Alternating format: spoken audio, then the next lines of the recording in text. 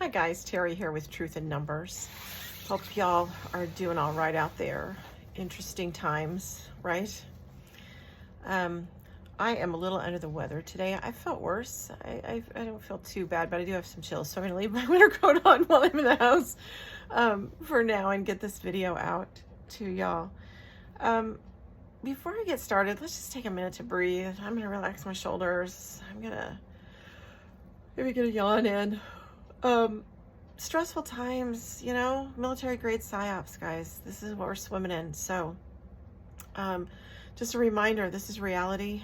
We're living it, and we don't know how this is going to turn out, but we're going to get through this.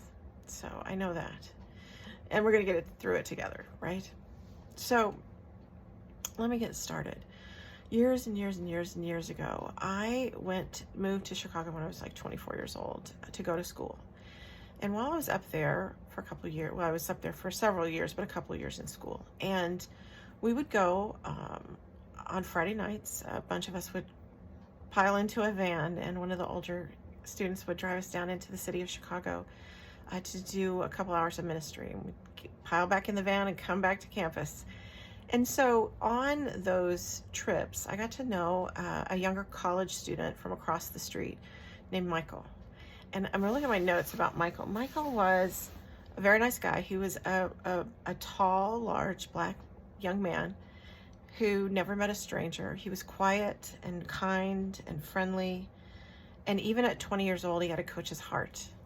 So Michael came with us on these trips down into the city, and he was a great guy to get to know. And on one of those trips, we were in the 50s McDonald's, if you know Chicago at all from back in the day. It's still a McDonald's, but it's no longer a 50s McDonald's, where all the memorabilia was from the 1950s, etc. So we were there, and he kind of got separated from the group, and then turned around and find out the Chicago Police Department, a couple of cops were talking to him. And as soon as we showed up, they were like, "Oh, he's with all you white guys, so all right, we'll leave him alone," which was eye-opening, yeah. And later in the next week, or who knows when it was right before he was going to drive home for a break or a holiday or something like that. And he was talking to me about how we were in the student union, and he was talking to me about how he was going to have to go drive home at night. And he was planning a route around all the cities in northern Indiana where his home was, where his family was, so that he would not go through any towns by the name of Green at night. And I'm like, "Why is that?" And he's like, "Well, it's not safe. And the clans can be in, cities with the name of Green in them, and or some other such folk who would not be safe for Michael."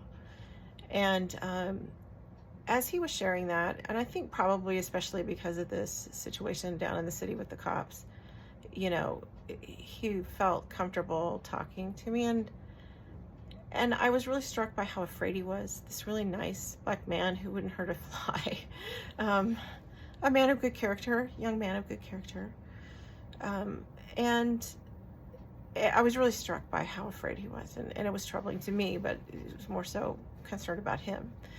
So later in the week, I ran into, and I know exactly where I was, and talking to another tall black man on campus whose name was Lyle. And we had been friends for a little while, and I'm just relayed to him my concern and about, how close the Klan was to campus, relatively speaking, and it was just a kind of a revelation for me, and how concerned I was for Michael. So Lyle's like, "Well, I'll check in with him, next time I see him, or make a point to kind of run into him and be there for him, I guess." And then Lyle turned and said something to me that I found very interesting, which is the whole reason for the video today. Lyle was from the Bahamas, and he said to me, "Terry, if the Klan tried to step one foot on our island, we would run them off before they knew what hit them." And I didn't know what to say, because that was such a 180 perspective from me as an American,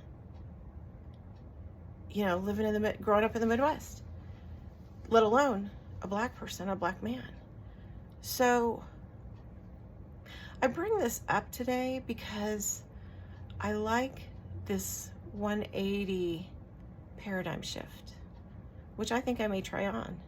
What if we were to have the perspective, other than this reactive, like they're going to do all this stuff to us, of we're going to run these autocrats and oligarchs out of our government. We're going to run them out of our country, and we're going to run them off this continent. And I think the thing I like about this shift in perspective, attitude, whatever you want to call it, is that I feel, even just in saying that, I have more energy to find those opportunistic windows from which I can more further achieve those objectives, right? I'm looking for weaknesses and ways to get them off this continent, because we're Americans, guys. We're the ones that do democracy. It's in our DNA. It's in our DNA, and we're Americans. We don't have kings. We don't have oligarchs. And I'm standing in this paradigm. I'm standing in this 180. And I'm feeling better about it in these few seconds, right? So that's all I have for today. I just wanted to share that, and I'm feeling better already. Anyway, hope you guys are doing well. Let's all take care of ourselves, bottom line, right? And I'm looking forward to next time. So we'll see you soon. Bye now.